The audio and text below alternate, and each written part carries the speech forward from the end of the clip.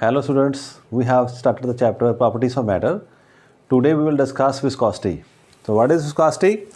It is the property of liquids due to which an internal resistance comes into play when a liquid is in motion. So what is meaning of this? कह रहा है जब liquid move कर रहा है तो liquid के अंदर एक तरह की फ्रिक्शन काम कर रही है जो लिक्विड की मोशन को स्टॉप कर रही है. It is like layers. जैसे हम सॉलिड्स में पढ़ा था कि solid body is sliding over another body, then opposition force comes to play. ये लिक्विड के अंदर ही जो इंटरमॉलिक्यूलर डिस्टेंस फोर्सेस हैं वो लिक्विड को एक पार्टिकल को दूसरे पार्टिकल से, एक लेयर को दूसरी लेयर से आगे जाने से स्टॉप कर रही हैं. इसका काज क्या है? Intermolecular force of attraction is the cause of viscosity. So whenever there is relative motion between different layers of liquid, an opposing force comes into play due to intermolecular attraction between layers. This force is called viscous force, viscous drag or backward drag. So देखो viscosity की property है. Viscosity is a property due to which there is opposition to the flow of liquid. So your layers are within the liquid, they are opposing motion of each other, and this force is called viscous force or viscous drag. So let us make it more clear.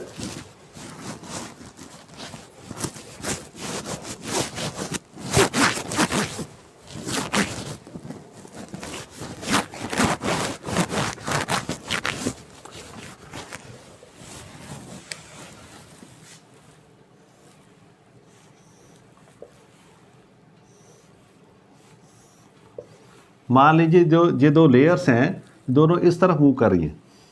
This is the direction of motion.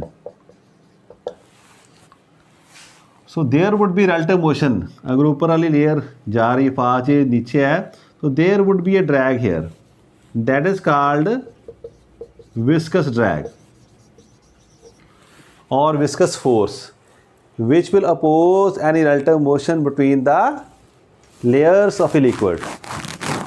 यहाँ पर मैं liquid की बात कर रहा हूँ, otherwise it is common for fluid. Last lecture में बताया था what is fluid is common name for both liquids and gases. In case of gases जो इंटरमॉलिक्यूलर फोर्स है that is very very weak, so it is not observed easily, but A liquids viscosity is observed very easily. You say that when there is flow of water that is quite fast, but in the case of honey जब हम शहद को डालते हैं what will happen, उसकी speed बड़ी slow होती है. वाटर की फ्लो करने की स्पीड क्या है? फास्ट है. सो वाटर की viscosity as compare to honey is very small. So that is what we call opposition to the flow of liquids. So there is a term that is used here, coefficient of.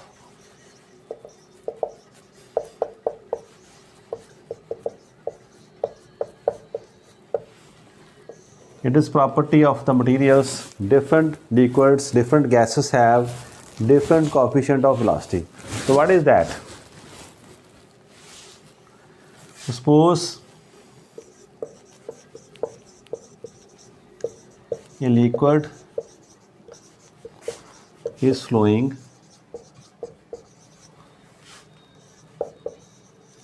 steadily and slowly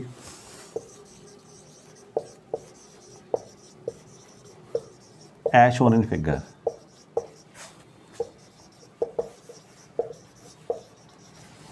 अब देखो ऐसे जैसे किसी canal वगैरह का हम side view दें, बड़ी शांति से पानी at a very slow speed आराम से पानी बह रहा है, तो what would happen? Velocity would be like this.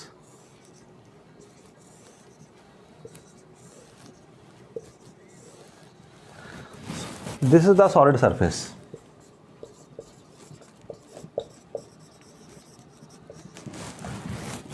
So देखो there is intermolecular force between different layers because this layer of water is very close to solid. Solid is at rest. So ये इसको अपने साथ थोड़ा सा attraction करने की कोशिश करेगा. इसकी स्पीड स्लो होगी. ये उससे दूर है, ये आगे जाने की कोशिश करी, इसको कौन देख लो, ये इसको कौन रोक रहा है जी? So they are stopping each other. So as the layers are away from the solid surface their speed goes on increasing, इनकी स्पीड ज़्यादा हो रही है। So this is case of laminar flow. इसके बारे हम नेक्स्ट टॉपिक में पढ़ेंगे। लैमिनर फ्लो कुछ नहीं, a liquid which is flowing slowly and steadily, that is called laminar flow. What do you see? Increase in velocity or speed of layers as they are away from the surface of the solid surface। तो आप देख लो ऐसे, जैसे मैं side view ले रहा हूँ, ये नीचे वाला पोर्शन है, सिमिलरली अगर साइड व्यू हमारे पास हो तो जो साइड से दूर जाएंगे हम, वैसे वैसे इसकी speed of water will change. इसलिए कहते हैं आपको कि पानी में ध्यान से खड़े होना चाहिए। व्हाट वुड हैपन, अब ये टॉपिक जिस सिलेबस का पार्ट नहीं है ना जो मैं लिखने वाला हूँ। Suppose some person is standing here, तो व्हाट डू यू सी? जो उसके सिर की तरफ ऊपर वाले पास से आ रहा पानी, उसकी स्पीड ज़्यादा है, तो work done by kinetic energy would be more here as compare to feet. उसके फीट वहीं पर रहते हैं और ऊपर वाला पोर्शन जो है उस पर ज़्यादा इफेक्ट पड़ा है, तो गिरने के चांस बहते पानी में ज़्यादा हो जाते हैं due to the different speed of layers. Different layers have different speed. So अब इसके नेक्स्ट हम डिस्कस करते हैं इसको और देखें कैसे ड्राइव कर सकते हैं, कुछ एक्सप्रेशन इसके बारे।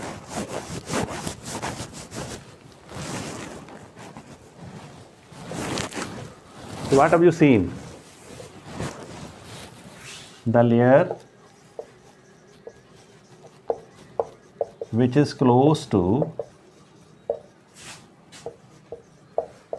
solid surface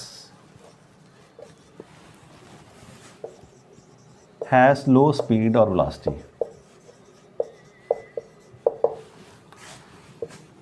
Velocity of liquid goes on increasing as we move away from solid surface. तो ये बात हमने डिस्कस कर ली है। जैसे जैसे सरफेस ऊपर जा रही हैं तो लेयर्स की स्पीड और फास्ट। तो सबसे ऊपर कौन सी लेयर? सरफेस वाली लेयर। जो ऊपर सरफेस की लेयर है that will move at the fastest speed.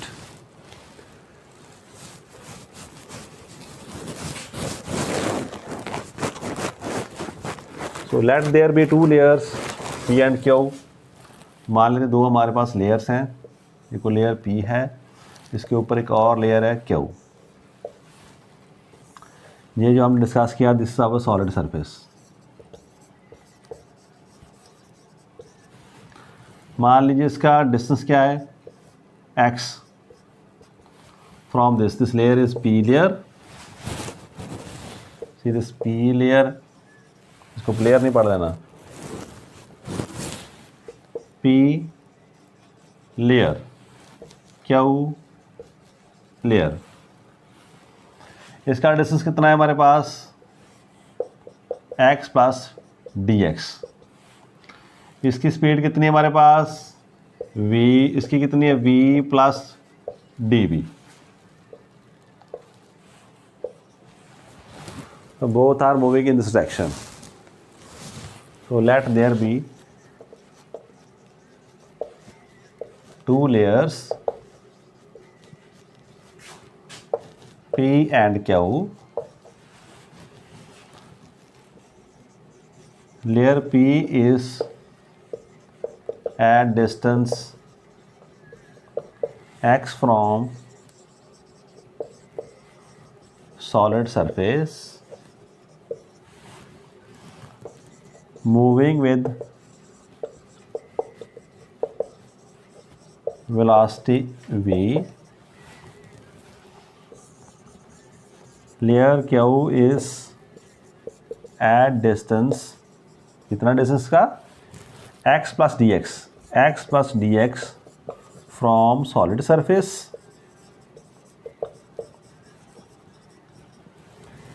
Moving with velocity, इसकी वेलोसिटी कितनी है?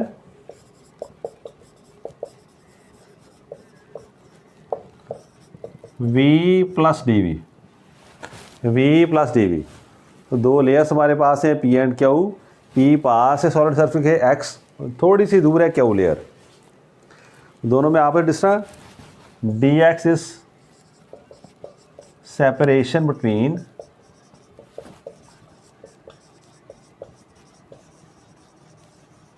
Layers p and Q.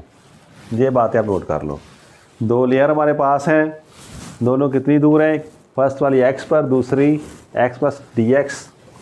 जो पास है उसकी स्पीड कम होगी, हमने डिस्कस किया था अभी, उसका मान लो वी है। जो थोड़ी दूर है उसको थोड़ी सी ज़्यादा speed plus d v. Next एक और फैक्टर देखें हम, एरिया।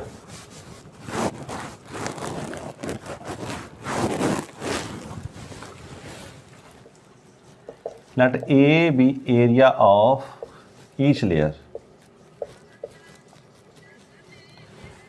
ये जो दोनों लेयर्स हैं आपस में इन कांटेक्ट हैं, इनका लेयर का एरिया, इसका भी एरिया ए है, इसका भी एरिया ए है। तो न्यूटन ने क्या डिस्कस किया, फ्रॉम न्यूटन ऑब्जर्वेशंस, और अब न्यूटन का ला लिखेंगे तो बच्चे कंफ्यूज हो जाते हैं ना। फ्रॉम न्यूटन्स ऑब्जर्वेशंस क्या किया,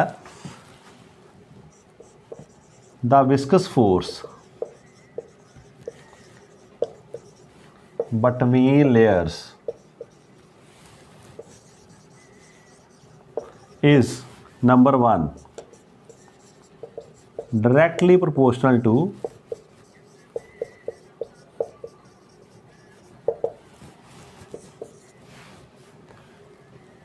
area of each layer। पहली बात, जो फोर्स है, ये फोर्स किस पे डिपेंड कर रही है, डायरेक्टली एरिया। तो more the area in contact, जितना एरिया आपस में कंटैक्ट है, कम एरिया तो कम फोर्स ऑफ फ्रिक्शन, कम दिस विस्कस ड्रैग। जितना एरिया ज़्यादा है उतनी ये विस्कस ड्रैग है, जो फ्रिक्शन है इन द लिक्विड उतनी ज़्यादा होगी हमारे पास। So force is directly proportional to area. Number 2, directly proportional to velocity gradient।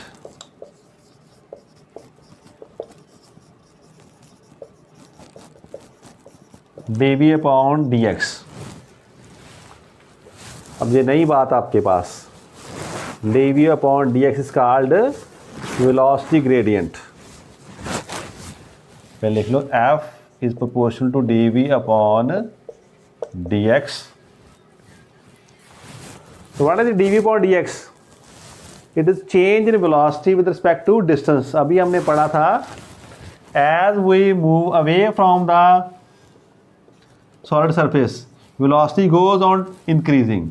तो डिस्टेंस से कितना वेरी हो रहा है, the variation of velocity of the liquid with respect to distance from the solid surface is called velocity gradient. दोनों बातों पे depend कर रही है। न्यूटन ने ये ऑब्जर्व किया और आपसे शेयर कर दिया। These are the two factors on which this force, कौन सी force, viscous force, drag force, that is there between the two layers. So combining both,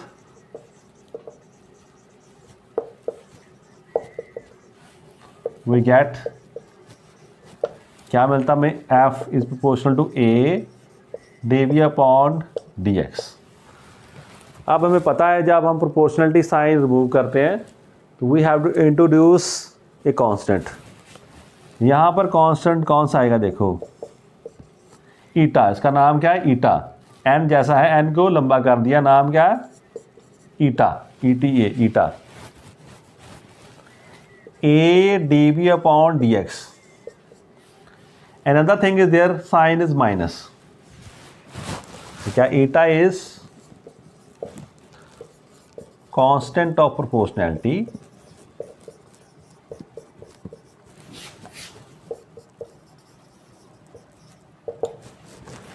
and is called, इसे हम कहते हैं, जिसकी बात कर रहे थे, coefficient of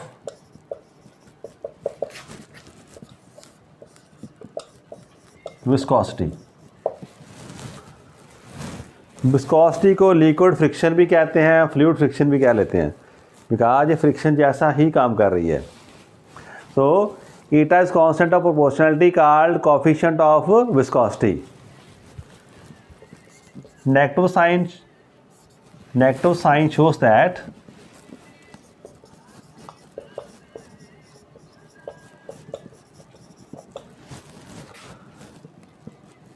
force of viscosity is opposing flow of liquid। Negative ये शो कर रहा है कि फोर्स तो लग रही है, डिपेंड वेलोसिटी कर रही है, बट ये वेलोसिटी के अपोज उसको कम करने के लिए एक्ट कर रही है। ये नहीं चाहती कि जो लेयर्स हैं आपस में इनमें कोई इंटर चेंज हो, हमारे पास इसकी वेलोसिटी के साथ चेंज हो जाए। They should not be any change in velocity between the different layers, they should move with the same velocity. So जो इंटर लेयर इसमें जो ट्रैवलिंग है, उसकी मूवमेंट है, उसको अपोज कर रही है कौन? This force. कौन सी फोर्स? Viscous force. तो ये रिलेशन आप याद रखो। हम न्यूमेरिकली बात कर रहे हैं, सो न्यूमेरिकली लिखना तो हम साइन नहीं लिखते। तो न्यूमेरिकली हमने क्या देखा?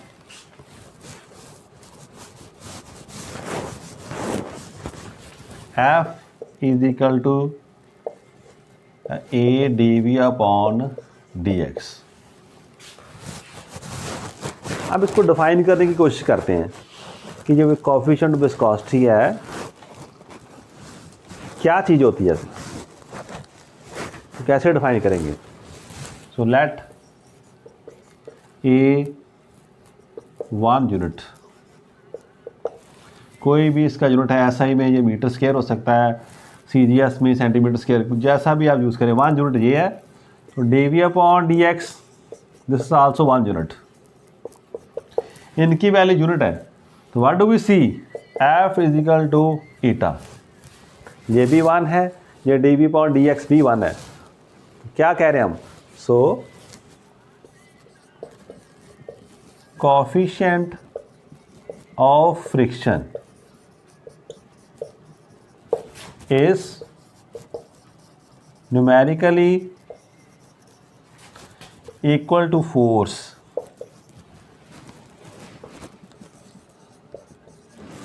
कौन सी force? Equal to viscous force.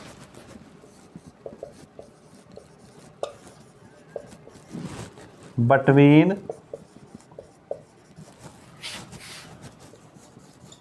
two layers each of unit area and उनमें क्या है? Unit velocity gradient and unit velocity gradient.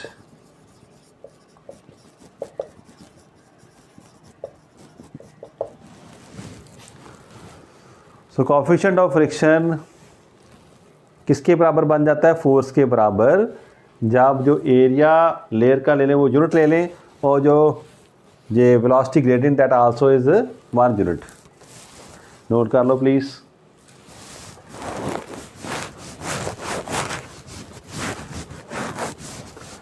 अब आपको कोई पूछ ले what is dimensional formula of coefficient of viscosity, तो ये हमने फर्स्ट चैप्टर किया था डायमेंशंस वाला।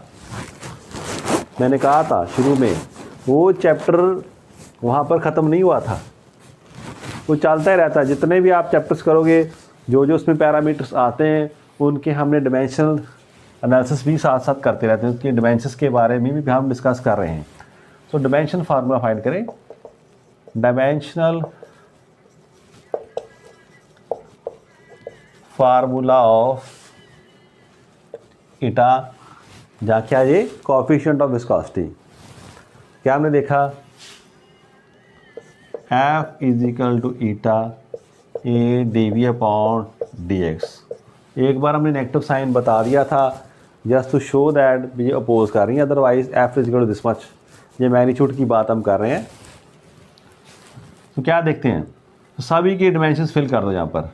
What are dimensions of force? m1 l1 t-2। इसकी हमें फाइंड करनी ईटा की। What about this? Area l2। What is this? Velocity l1 t-1। This is distance l1। सभी की डिमेंशंस आ गई। करो जहाँ पर इसको रीएडजस्ट। L1 कैंसल, तो व्हाट डू वी सी? ये डिमेंशन फार्मूला ईटा का, ये कैंसल इस तरफ। m1 l1 t-2, this l2 t-1। ये L1 आपस में कैंसिल हो गए थे, ये रह गया हमारे पास। और उसको set, what do you see? L2 L1, m तो कोई है नहीं, m1 L1 - 2 -1 -2 + 1 -1। so this is dimensional formula of this coefficient of viscosity। थोड़ा सा डिफ़िकल्ट लगता है बच्चों को, बट देख लो, करोगे स्टेप बाय स्टेप तो बड़ा आसान है। नोट कर लिया आपने? अब इससे हमें यूनिट लिखना आसान हो जाएगा। इस बार मैंने पहले ये लिख दिया इसमें डिमेंशन फार्मूला। तो नेक्स्ट देखते हैं यूनिट क्या है इसका। ऐसा unit of eta is,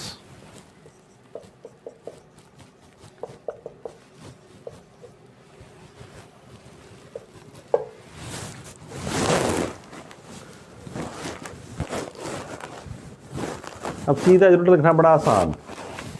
m की पावर कितनी? 1, l की -1 t। तो क्या बन गया? ऐसा यूनिट इज किलोग्राम पर मीटर पर सेकंड। बड़ा आसान। तो CGS भी ऐसे लिख लो। CGS यूनिट इज, यहाँ ग्राम, यहाँ सेंटीमीटर, यहाँ सेकंड। कुछ और यूनिट्स भी यूज़ होते हैं विस्कोसिटी के, that is called poised. So other units of eta वो कौन से हैं? पॉइस। बेटर आप इसको स्मॉल पी से लिखो। तो पॉइस ये क्या है? It is coefficient of viscosity between two layers, कौन सा होगा? देखो, it is coefficient of viscosity between two layers having viscous drag। तो फार्मूला लिखो साइड पे, क्या है? a dV/dx। विस्कस ड्रैग कितना करना हमने? आप एक वन कर दो। Viscous drag 1 dine,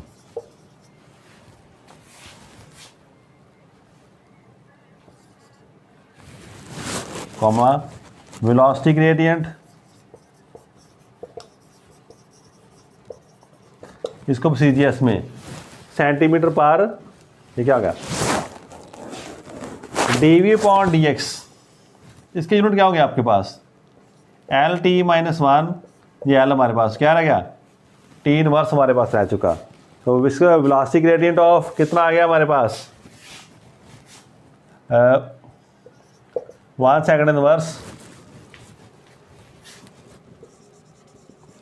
and other area of each layer with area of each layer कितना? 1 सेंटीमीटर स्क्वायर। ऐसे इसको डिफाइन कर सकते हैं, ज़्यादा सोचने की जरूरत नहीं। पॉइस भी एक का यूनिट है, इसको कर देंगे। नेक्स्ट क्या आएगा हमारे पास? एक और था डेका पॉइस। डेगा बार में it is coefficient viscosity between two layers, यहाँ पर having viscous drag of 1 Newton. Velocity gradient कितना, सेकंड इनवर्स हमारे पास आ जाएगा with area of each layer 1 centimetre, यहाँ आ जाएगा मीटर स्क्वायर। तो सेम हमारे पास आ गया, दोनों में रिलेशन क्या, 1 डेकापाइस 10 पाइस, ये रखना याद। ये कई बार शॉर्ट जो ऑब्जेक्टिव क्वेश्चन है उनमें आ जाता है 1 decapoise is equal to dash poise. तो मेनली दीज सारे यूनिट्स जो हमें रखने चाहिए याद।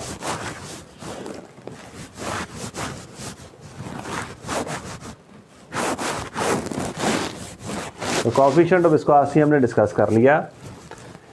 It varies from material to material, it depends upon the nature of material and also the type of flow. So next हम देखते हैं another law is there, Stokes law.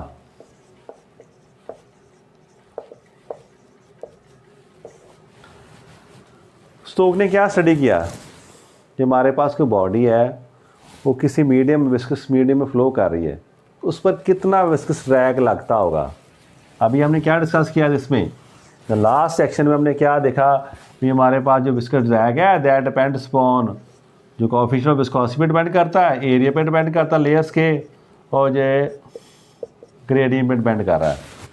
अब हम लिक्विड के अंदर की बात नहीं कर रहे। Now we are talking about, say we have liquid in this container. हमारे पास लिक्विड यहाँ पर है,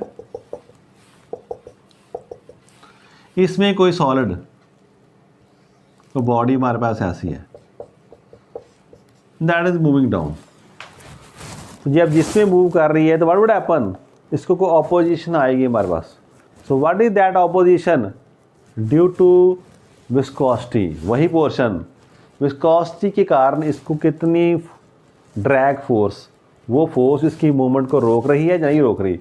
तो स्टोक ने कहा हाँ, अगर कोई बॉडी मूव करेगी किसी विस्कस मीडियम में तो उसको ऑपोजिशन फेस होगी मूवमेंट को, वो क्या है। According to this law,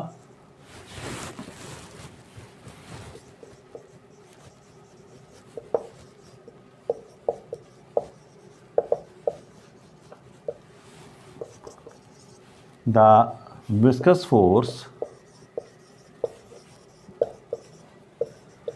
acting on a rigid solid sphere of radius r moving with velocity v in a liquid of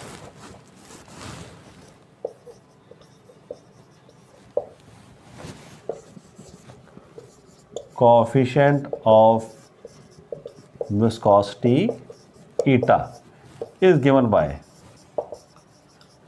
ये फार्मूला याद रखना हमने, F is equal to 6 pi eta R V. ये Stoke ने मैं कह दिया, according Stokes law the viscous force acting on a rigid solid sphere of radius R, उसने सॉलिड स्फीयर के लिए आपका सिंपल कर दिया, मूविंग विद वेलोसिटी वी। अगर सॉलिड स्फीयर है इसका रेडियस आर है तो किसी लिक्विड मूव कर रहा है, at which speed, at speed V. इसके कितने हैं, coefficient of viscosity of liquid is eta, then this is the viscous force acting on the body. देखो इसमें ध्यान से देख लो, 6 पाई इज ए कांस्टेंट, तो डिपेंड्स अपॉन ईटा। जितना कोएफिशिएंट ऑफ विस्कोसिटी ज़्यादा होगा उतना विस्कस ड्रैग, उतनी ऑपोजिंग फोर्स जो है ज़्यादा लगेगी। मोर द रेडियस, जितना साइज बड़ा बॉडी का उतनी ऑपोजिशन ज़्यादा, और जितनी ज़्यादा स्पीड से जाने की कोशिश करेगी बॉडी, जितनी ज़्यादा स्पीड से मूव करने की कोशिश करेगी उतनी ज़्यादा इसको ड्रैग फोर्स, जो अपोजिंग फोर्स है, वो उसको फेस करना पड़ेगा। ये नोट कर लिया आपने। अब देखते हैं, इससे बड़ा इंटरेस्टिंग रिजल्ट हमारे पास आता है। तो जब ये लिक्विड मूव कर रहा है, चलो ये नोट कर लो, ये इनफ हो गया हमारे पास। इसके आगे जस्ट मैं समझा रहा हूँ नेक्स्ट आर्टिकल के लिए, वो लिखना नहीं आपने। ये देखो मूव कर रहा हमारे पास, अब इस पर कौन कौन सी फोर्स लगेंगी। मान लो जी it is falling freely under gravity, तो वेट इसको नीचे खींच रहा, कोई और फोर्स लग रही है ऊपर को आपको। हाँ, अभी आपने बताया ये फोर्स किस तरफ लगेगी, in the opposite direction to the movement. तो बॉडी नीचे आ रही है तो विस्कस ड्रैग ऊपर को लगेगा। और कुछ buoyant force is also there, इसको नोट कर लो। आपने जूनियर क्लासेस में पढ़ा होगा आर्किमिडीज प्रिंसिपल। कौन सा प्रिंसिपल, आर्किमिडीज प्रिंसिपल। ये हमारे सिलेबस का पार्ट नहीं अभी, बट इसे समझना आपके लिए फ़ायदा करेगा। तो आर्किमिडीज ने क्या कहा, हमारे पास कोई लिक्विड है, तो आर्किमिडीज की आपको कहानी पता होगी ना, कि आर्किमिडीज को बताया गया था, एक जो क्राउन था किंग का ना, उसको उसने वेरीफाई करना था, तो वो सोच रहा उसके बारे में। तो one day he was taking bath in a tub, he realized that there is some weightlessness in his body, उसकी बॉडी के वेट में कुछ कमी आ गई। तो वहीं से उसको ज़्यादा स्टडी किया, उसने क्या बताया, suppose this is a body, body का वॉल्यूम क्या हमारे पास v, so what would happen, इसका वेट कितना mg, अगर बाहर वेट नोट करो तो वेट इसका mg। अगर आप लिक्विड में इसका वेट, लिक्विड में बॉडी डाल दो तब इसका वेट करो, दैट इज wd। तो what would see, you would see that this weight inside the liquid, weight measured in, weight जानते हो अब क्या, weight is the force with which earth attracts the body. So जो gravity की attraction है उसे हम कहते हैं वेट। तो बिना लिक्विड के अगर करोगे तो weight would be this much, अगर लिक्विड में वेट करने की कोशिश करोगे you will see that weight gets decreased. तो कितना डिक्रीज हुआ, तो आर्किमिडीज ने बताया it is equal to the weight of the liquid displaced. तो दोनों बात आप लिखें, लिखिए ऐसे, this is actual weight and this is weight inside the liquid, it is equal to a weight of liquid displaced। पानी है जो चाहे जो और लिक्विड है, जितना उसने लिक्विड को डिस्प्लेस कर दिया उसका वेट आप नोट कर लो, तो आप क्या करेंगे, इनका डिफरेंस उनके बराबर ही आएगा। तो उन्होंने कैसे एक्सपेरिमेंट करते थे, बिल्कुल एक बीकर ले लेते थे फुल्ली फिल्ड, पूरी तरह से फिल कर दिया, कोई भी ड्रॉप इसके अंदर जब बाहर जा सकता। अब इसमें बॉडी एंटर करते हैं तो जो एक्स्ट्रा पानी बाहर आएगा उसको बीकर में ले लिया, उसका वेट, उसका मास नोट कर लिया, वहाँ से वेट फाइंड कर लिया। तो एक बार स्प्रिंग से बाहर इसको नोट कर लिया वेट, एक बार अंदर नोट कर लिया, तो they found that the result would be like this much. तो आप समझिए क्या कह रहे हैं मैं। तो आर्किमिडीज ने बताया कि van ever a body is immersed in a liquid, जब किसी बॉडी को किसी लिक्विड में इमर्स कर दो उसके वेट में कमी आ जाती है। कितनी आती है, that is equal to the weight of the liquid displaced. अब बात आ गई, ये हम कैसे फाइंड करें वेट, एक तो बता दी तरीका, दूसरा हम क्या कर सकते हैं, अगर हमें पता हो ये मटेरियल कोई है हमारे पास, आयरन है या समथिंग एल्स है, तो इसका वॉल्यूम देख लो कितना वॉल्यूम, यहाँ से हमें वॉल्यूम मिल गया था ना इसका, ये तो आ जाएगा हमारा वी वॉल्यूम आ गया और वो इसकी डेंसिटी और जी आ चुका। ये बात आपने कर ली। मैं वैसे ही पूछ रहा कि ये आप ये कैसे पता कर वेट, सिमिलरली हम इसका वेट भी फाइंड कर सकते हैं ऐसे। अगर आपको मैंने कह दिया मेरे पास एक बॉल है जो आयरन की है, इसका वॉल्यूम मेरे पास वी है और डेंसिटी कितनी है रो, तो बताओ इसका मास कितना हो गया। We know that density is mass upon volume, तो what is mass, volume into density, तो मास इतना है तो इसका वेट भी हम फाइंड कर सकते हैं। तो यही कुछ आइडिया हमने नेक्स्ट जो हमारे पास टॉपिक है उसमें यूज़ करने हैं फ्रॉम आर्किमिडीज प्रिंसिपल। तो जो मैं कह रहा था नेक्स्ट, हाँ, तो अभी आपने क्या देखा, अगर ये वेट नीचे की तरफ एक्ट कर रहा है, another force is acting upwards, and that is called buoyant force.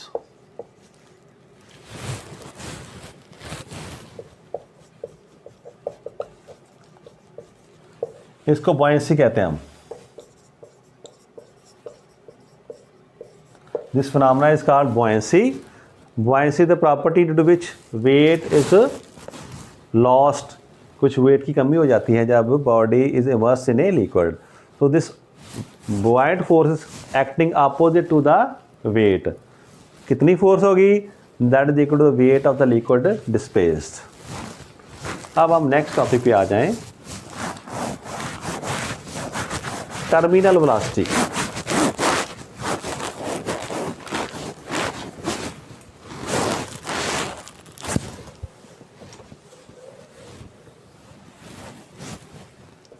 इसको ध्यान से देखना आपने.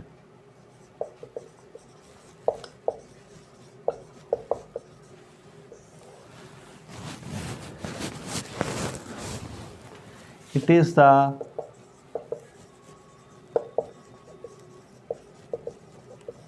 maximum constant velocity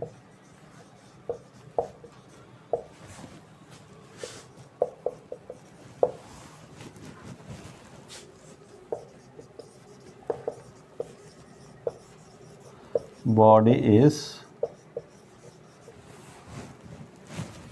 body freely body falls freely in a viscous medium. Note कर लो.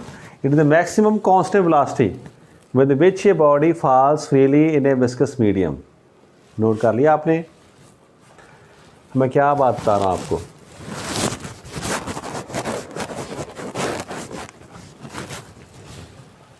सपोज हमारे पास ये लिक्विड है, बड़ा लंबा कॉलम है, ये बनाने में छोटा है. बहुत लंबा लिक्विड हमने दे दिया कॉलम.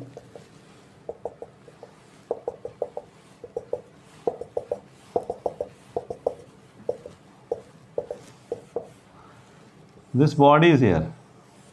ज़्यादा बड़ी बना दी मैंने. This body is falling freely. इसे कौन नीचे लेकर आ रहा? तो wait of the body is acting downward. mg weight. This weight is acting downward. इसको अभी हम W लिखते हैं ना. W weight of the body is acting downward. Weight के कारण बॉडी नीचे आ रही है. इसको कौन अपोज करेगा? अभी आपने पढ़ा dragging force.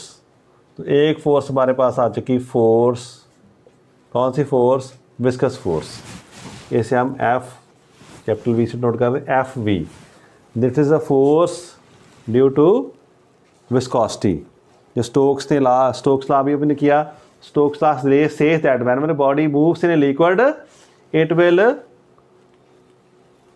face opposition to that flow. Another is due to Archimedes principle. There is this Ft. Upward thrust would be there due to buoyancy. तो ये forces हमारे पास ऊपर की तरफ लग रही हैं. So these are the three forces which are acting on the body. So let us say, let there be a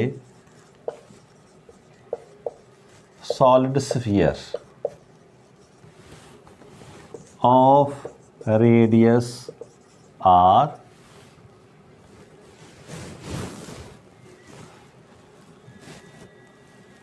freely falling in a viscous medium. कोई भी या लिक्विड हो सकता है या गैस हो सकती है. Viscous medium of coefficient of friction.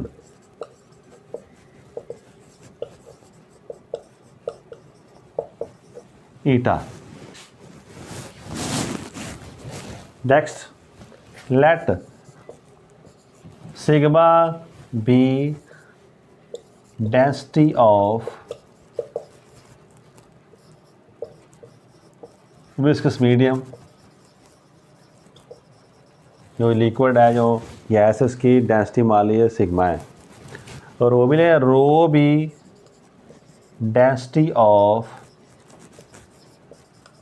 Material of sphere. जो स्फीयर हमारे पास, उसकी डेंसिटी मान लो क्या है, जो स्फीयर है इसकी डेंसिटी रो है, जिस मटेरियल का बना है। आप देखते हैं next,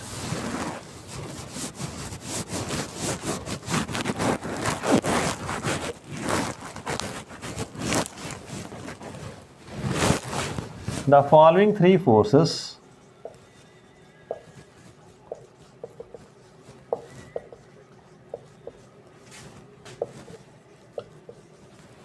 are acting on the sphere, are acting on the body।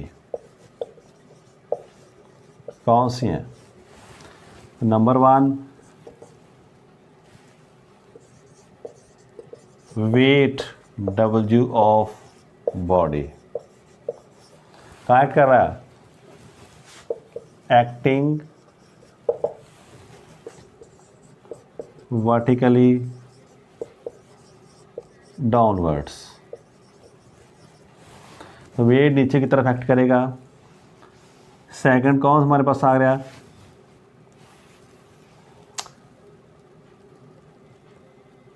कौन से पहले कहते हैं, थ्रस्ट कहते हैं हम, अपवर्ड थ्रस्ट।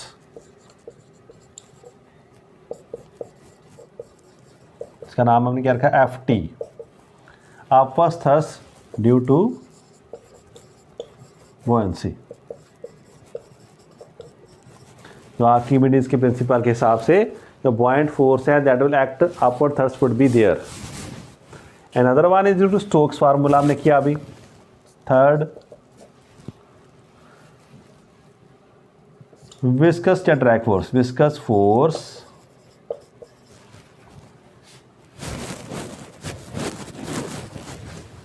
जो हमारे पास का नाम क्या रखते हैं हम, FV,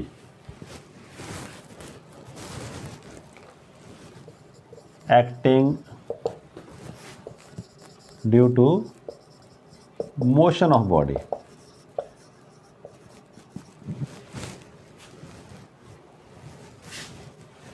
तो 3 फोर्सेस हमारे पास एक्ट कर रही हैं, नोट कर लिया हमने। चलो नेक्स्ट चलें।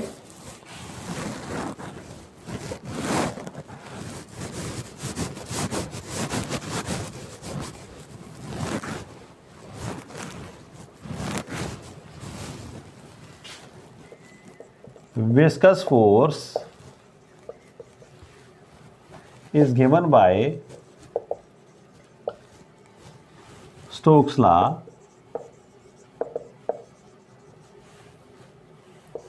F is equal to 6 pi eta RV। यहाँ हमने इसको किससे मेंशन कर रहे हैं, क्योंकि 2 फोर्सेस हैं हमारे पास, FV, इसको हम FV से नोट कर रहे हैं यहाँ पर। तो ये नहीं कहना कौन सी फोर्स है, इट इज़ विस्कस फोर्स, वही स्टोक्स लॉ वाली। तो FV, तो क्या देख रहे हैं हम, FV is directly proportional to velocity of body. तो hair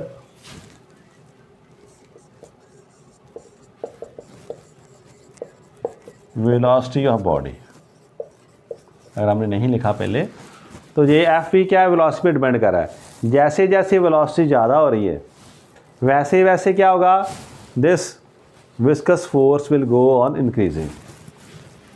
late us see, so it means as the velocity of body increases,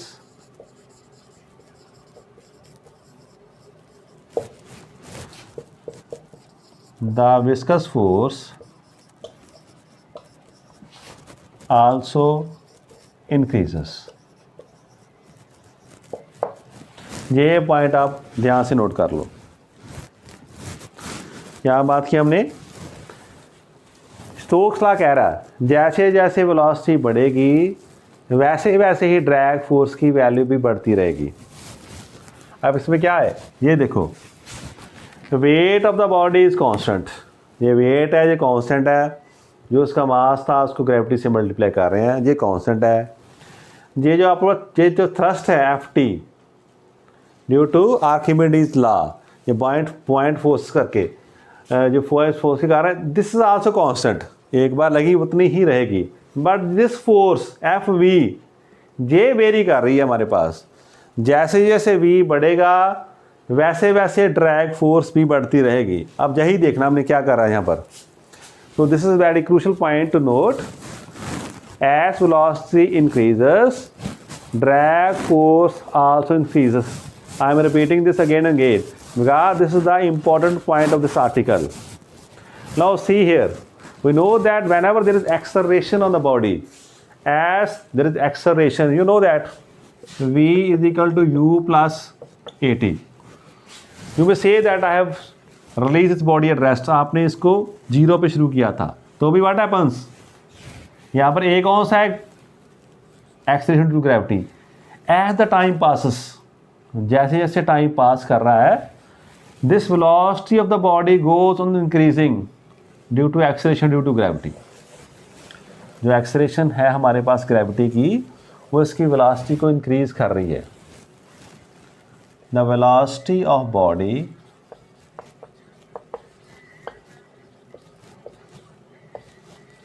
goes on increasing due to acceleration due to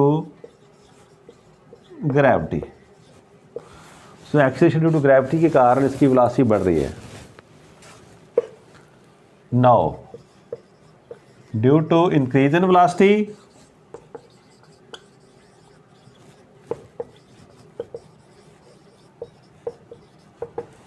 there is increase in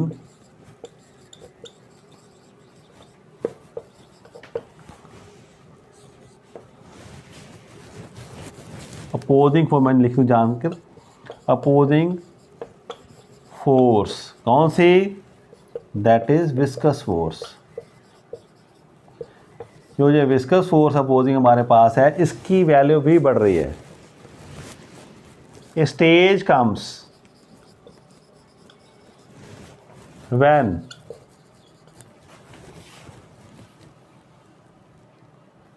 viscous force increases to a level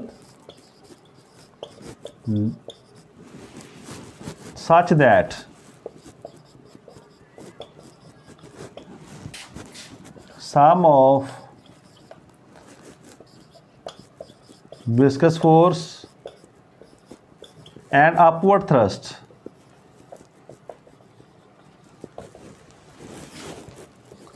becomes equal to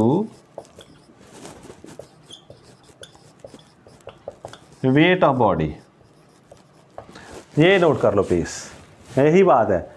जैसे जैसे velocity बढ़ रही है body की, वो fall कर रही है नीचे, वैसे ही जो है विस्कस ड्रैग स्टोक्स लॉ से बढ़ रहा है। एक स्टेज ऐसी आ जाएगी जब विस्कस ड्रैग इतना बढ़ जाएगा कि इसका और बॉयंट फोर्स जो अप थ्रस्ट है, दोनों का सम इसको बैलेंस कर देगा वेट को। तो कैसी कंडीशन हमारे पास, this F V plus F T becomes equal to weight of the body. ये इक्वेशन आपने लिख ली। This condition has reached. अब क्या होगा,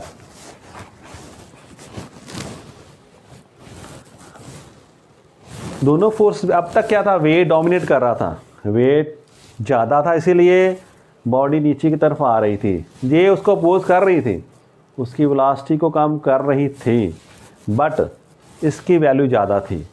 बट अब किससे कैसे आ गई, दोनों ने बैलेंस कर दिया। अब नेट फोर्स कितनी होगी, now net force on body is 0 and so net acceleration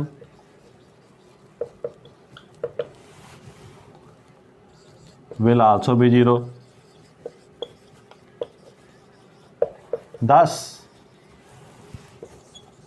body will continue to move at constant velocity. This constant velocity is called terminal velocity. इसका नाम ने रखा टर्मिनल वेलोसिटी. फिर ऐसी स्टेज आ जाएगी हमारे पास जब उसके ज़्यादा वेलोसिटी बढ़ेगी नहीं, क्योंकि इतना ड्रैग फोर्स हमारे पास आ चुकी है, उसने वेट को बिल्कुल बैलेंस कर दिया. अब ऑलरेडी जा रही है but it is falling with a constant speed. इसलिए देखो जो ड्रॉप्स, रेन ड्रॉप्स हैं, आते हैं इतनी ज़्यादा स्पीड से नहीं आते. अगर ज़्यादा स्पीड से आए तो हमें ज़्यादा हार्म करेंगे. But due to this drag force their velocity becomes constant after traveling some distance in the air, so they are falling at constant speed. Note कर लो इसको. तो ये कंडीशन हमारे पास आ चुकी है. अब हमने सभी की वैल्यू फाइंड करनी है और इस इक्वेशन में फिल करनी है. इक्वेशन आप याद रख लो. एफ वी ये कौन सा है? Viscous force. ये थ्रस्ट फोर्स है बॉयंसी का कारण, और ये वेट हमारे पास है. यहीं से हमारे पास ये टर्मिनल वेलोसिटी आ जाएगी.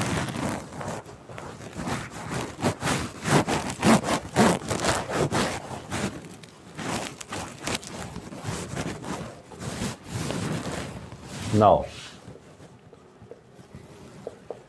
according to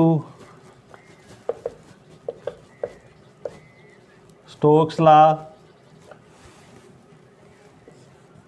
viscous force 6 pi eta RV. Done. पहली बात.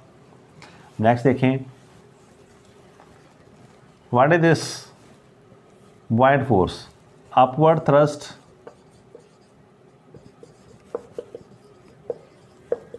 due to buoyancy.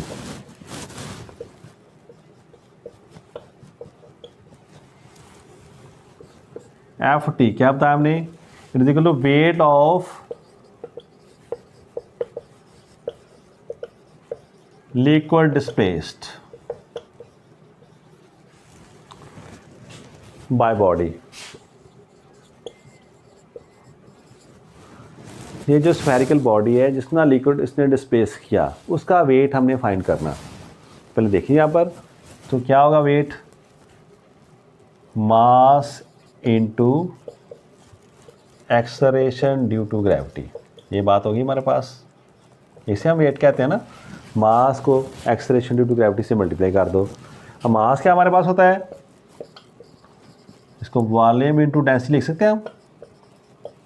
अभी हमने डिस्कस किया था volume into density into acceleration due to gravity. तो देखो नोट करके. तो अब इसका वॉल्यूम क्या स्फीयर का हमारे पास? ये स्फीयर है, इसका रेडियस कितना माना था हमने? R. Volume of sphere 4/3 pi R cube. अब ये डेंसिटी किसकी है? हम बात कर रहे हैं लिक्विड की, क्योंकि लिक्विड डिस्प्लेस हुआ यहाँ पर. तो डेंसिटी ऑफ लिक्विड क्या मानी हमने? सिग्मा. ये कितना हमारे पास? जी. नोट कर लिया आपने. F T this much. F T भी हमने फाइंड कर लिया. इसकी वैल्यू भी नोट कर लो. नेक्स्ट चलें. वैसे वेट ऑफ बॉडी कितना है हमारे पास? आप देखते हैं डब्ल्यू क्या हमारे पास? यह है वेट ऑफ बॉडी. इसको भी हम ऐसी फॉर्म में लिखेंगे. वेट ऑफ बॉडी क्या आएगा हमारे पास? Mass into acceleration due to gravity.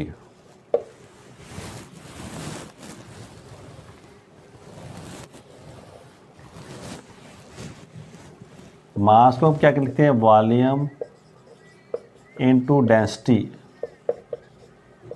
Into acceleration due to gravity.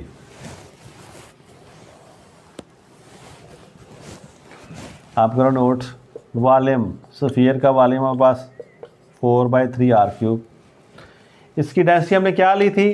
तो ये स्फीयर जिस मटेरियल का बना है उसकी डेंसिटी हमने ली रो.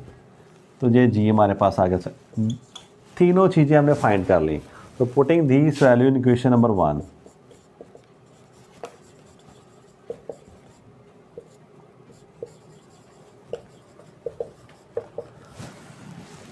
हमने viscous drag viscous force find कर ली, हमने बुआइंट फोर्स जो लग रही थी अप थ्रस्ट वो भी नोट कर लिया, ये हमने वेट ऑफ बॉडी भी ऐसे फाइंड कर लिया। अब जो हमारे पास कंडीशन थी, क्या कौन सी कंडीशन थी, F T plus F V is equal to क्या था हमारे पास, weight of the body. Equation number 1 आप देखो, तो फर्स्ट हम क्या लिख लें, 4/3 pi R cube viscous drag, ये था हमारे पास, ये बुआइंट फोर्स का थ्रस्ट आ गई हमारे पास, viscous drag 6 pi eta R V, weight of body pi R cube, जहाँ पर सिग्मा आ गया था। बस हमने क्या फाइंड करना, हमने ये वी वेलोसिटी फाइंड करनी है, टर्मिनल वेलोसिटी हमारे पास। अब 6 pi eta R V is equal to 4/3 pi R cube rho G minus 4/3 pi R cube sigma ji.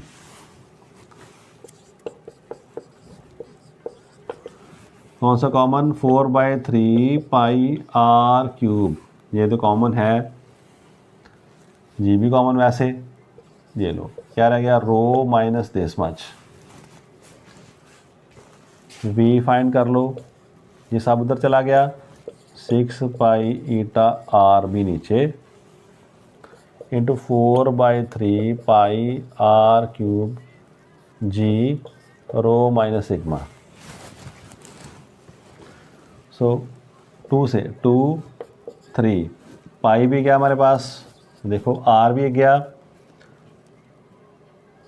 2 pi are, sorry cancel ही कर दो, पाई भी कैंसिल आउट हो गया, आर भी एक चला गया, आर कैंसिल, जहाँ पर 2 रह गया, आप ध्यान से करना। सो देखो 2 आर स्केयर, इसको ऐसे लिखते हैं, रो माइनस सिग्मा, यहाँ पर जी, दोनों का डिफरेंस तो डेंसिस का, और नीचे हमारे पास 9 ईटा, ये रह गया, 2 R square rho minus sigma G 9 eta, ऐसे लिखते हैं। तो this is the terminal velocity.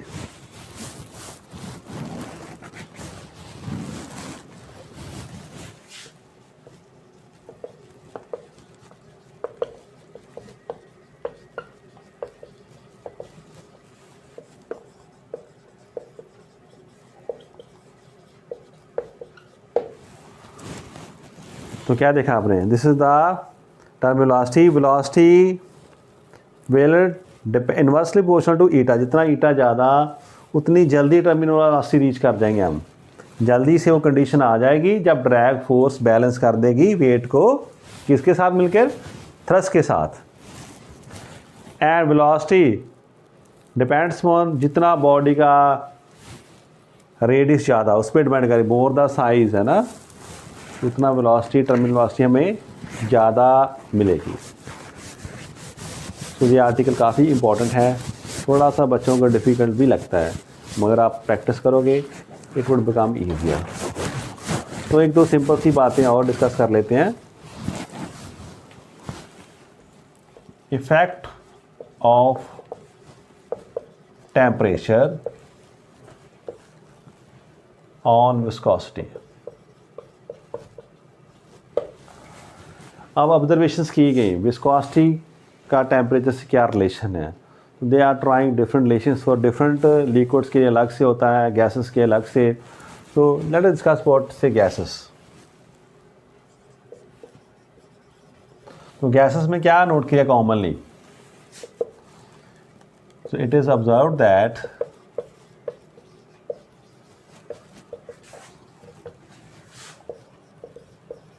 viscosity of gases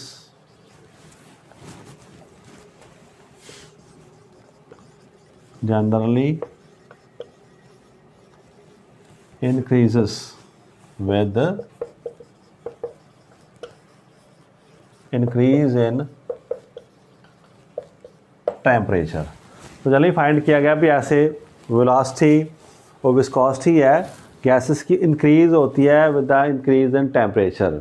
जो किनेटिक थ्योरी ऑफ गैसेस कह रही हैं, जैसे टेम्परेचर इंक्रीज़ होगा उनकी जो वाइब्रेशंस हैं, they are moving with higher part velocity, they will keep on striking with each other, that will hamper the flow of the different layers of the gases.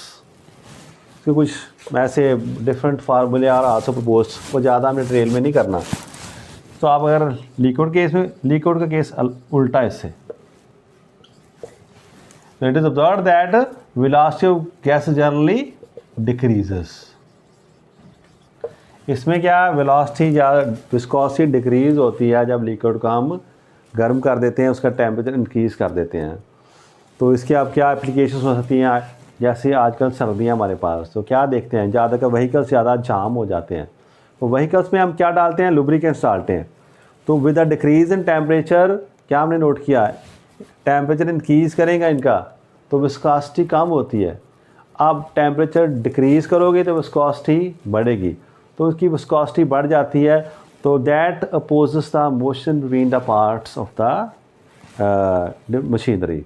इसीलिए कुछ जो ज़्यादा जहाँ कंट्रीज़ में ठंड पड़ती है, ज़्यादा टेम्परेचर डाउन जाता है, या उन कंट्रीज़ में ज़्यादा टेम्परेचर हाई जाता है, according to the nature of that environment we use different lubricants उनके लिए यूज़ करते हैं। और विस्कोसिटी का यूज़ कहाँ पर होता है, ये बफर सिस्टम हमारा ब्रेकिंग सिस्टम, उसमें भी ये हाईली विस्कस मटेरियल हम यूज़ करते हैं। ट्रेन्स में जो बफर यूज़ करते हैं वो बफर्स क्या बनते हैं, हाई विस्कोसिटी लिक्विड्स को यूज़ करते हैं। तो these are the few discussion, few articles about viscosity. तो आप उनमें मेन क्या करना है, एक स्टोक्स फार्मूला ये ख्याल रखना है, और एक हमारे पास टर्बिनल वेलोसिटी इतना देखना है। In the next lecture we will discuss about the flow of liquid. Thank you class.